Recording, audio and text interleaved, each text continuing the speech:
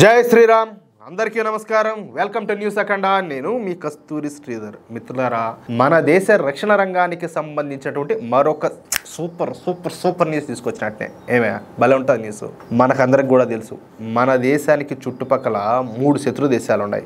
Pakistan, సీమఖండ China, బొంగులో దేశం. ఈ 3 కూడా ప్రమాదకరమైనటువంటి శత్రు దేశాలుగా పరిణమించినాయి. అయితే ఇక్కడ బంగ్లాదేశ్కు మనతో యుద్ధం చేసేంత సామర్థ్యం కానీ దమ్ము కానీ ఏమాత్రం కూడా లేదు. కానీ ఏదో ఒక విధంగా మనల్ని డ్యామేజ్ చేసేదానికి ప్రయత్నం అయితే చేస్తారు. ఇక పాకిస్తాన్ చైనాల విషయానికి అయితే వద్దాం.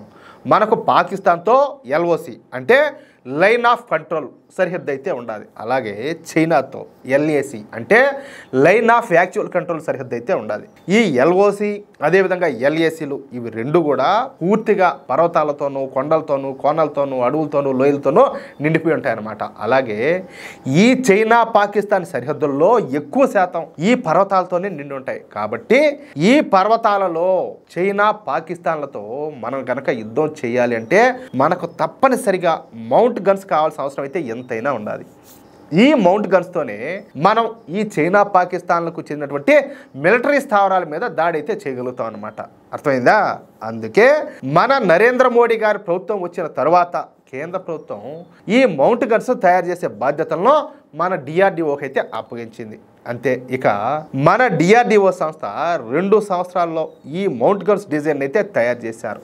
ఈ మౌంట్ గన్ పేరే ఏటీఏజిఎస్. ఈ ఏటీఏజిఎస్ అంటే advanced towed artillery gun system అన్నమాట.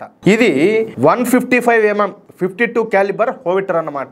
దీనిని armament research and development establishment, అలాగే టాటా అడ్వాన్స్డ్ సిస్టమ్స్, అలాగే కళ్యాణి స్ట్రాటజిక్ సిస్టమ్స్ అంటే కేఎస్ఎస్ఎల్ అన్నమాట. ఇవి కలిసి మన భారతదేశ సైన్యం కోసం అయితే అభివృద్ధి చేస్తున్నాయి. ప్రస్తుతం ఈ advanced towed artillery gun systems తయారీ అదేవిధంగా అభివృద్ధి కూడా పూర్తి అయిపోయింది. అర్థమవుతుందా? ఇక ఈ advanced towed artillery gun system అనేది వేగంగా దూసుకుపోతా ఎప్పటికప్పుడు తన స్థానాన్ని గమ్యాన్ని మార్చుకుంటా గురి చూసే లక్ష్యాలను ఛేదించడంలో ఈ మౌంట్ గన్స్ తమకు తామే సాటి అనమాట. మొదటిసారి పూర్తి స్థాయిలో స్వదేశీ పరిజ్ఞానంతో మన డిఆర్డిఓ ఈ మౌంట్ గన్స్ అయితే తయారు చేసింది. దీని ద్వారా శతఘ్నులను వేగంగా మోహరించేటటువంటి దేశాల లిస్టులో మన భారత్ కూడా చేరిపోయింది. ప్రస్తుతం మన advanced towed artillery gun systems ను పరీక్షల కోసం సైన్యానికి అయితే అప్పగించారు. ఇకపోతే ఈ advanced towed artillery gun systems ప్రత్యేకతల గురించి కొంచెం తెలుసుకుందాం. చెప్పా కదా, ఇది 155mm 52 క్యాలిబర్ మందుగుండును పేల్చే సామర్థ్యంతో అధునాతనమైనటువంటి ఈ మౌంట్ గన్స్ అయితే తయారు చేశారు. ఇక 85 సెకండ్ల వ్యవధిలోనే ఈ మౌంట్ గన్ను వేగంగా విచ్చుకుని పోయి మందుగుండును తనకు తానుగా లోడ్ చేసుకోగలుగుతుంది. అదేవిధంగా బాంబులు కూడా ప్రయోగించుకోగలుగుతుంది. చాలా అడ్వాన్స్డ్ అనమాట. మందుగుండును ఫైర్ చేయగానే తన జాడను శత్రువుకు తెలియకుండా వేగంగా తనకు తానే ముడిచిపోయి వేరే ప్రదేశానికి అయితే పోగలుగుతుంది. అంటే ఆర్టిఫిషియల్ ఇంటెలిజెన్స్ సాయంతో ఈ మౌంట్ గన్ పనిచేస్తుంది అనమాట. అది విషయం.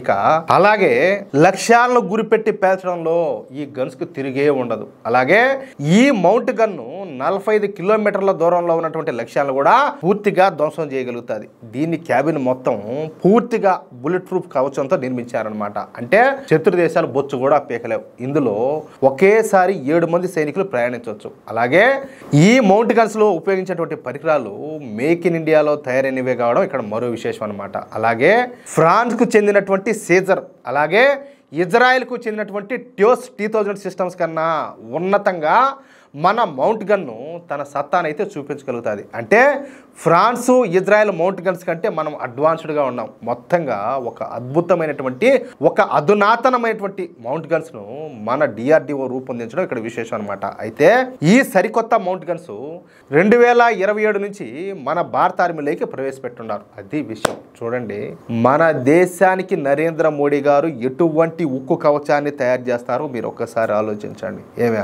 ఏ దేశంతో కూడా తీసిపోకుండా, అంటే ఆల్రెడీ అభివృద్ధి చెందినటువంటి దేశాలు, మేము మహామహులు అని చెప్పుకునేటటువంటి దేశాలకు ఏ మాత్రం కూడా తీసిపోకుండా మన భారతదేశానికి అటువంటి రక్షణ వ్యవస్థను అయితే ఏర్పాటు చేస్తున్నారు. నిజంగా మనం అందరం కూడా మోడీ గారికి రుణపడి ఉంటాం. కొంతమంది మాట్లాడుతూ ఉంటారు, ఆయన ఇంట్లోంచి తెచ్చి పెడతాడా లేకపోతే ఎవరి దగ్గర తీసుకొచ్చి పెడతాడని చెప్పి కొంతమంది మూర్ఖపుండా కొడుకులు మాట్లాడతారు. దశాబ్దాల పాటు దాదాపు 60 సంవత్సరాల పాటు పరిపాలించారు ఈ దేశాన్ని. లూటీ చేసి వదిలిపెట్టారు. వాళ్ళు ఏం పెట్టారు? ఏం ఉండింది ఇంకా దోచుకున్నారు. ఈయన ప్రజల సొమ్మును సద్వినియోగపరుస్తాడు. దేనికి ఖర్చు పెట్టాలా, ఏ మనకు అవసరం ఉన్నాయో వాటిలన్నింటినీ సమకూరుస్తాడు. ఖచ్చితంగా ఎవరు ఒప్పుకున్నా ఎవరు ఒప్పుకోకపోయినా కూడా మనం అందరం కూడా మోడీ గారికి రుణపడి ఉంటాం. ఇది మాత్రం కన్ఫామ్. ఏమంటారా మిత్రులారా?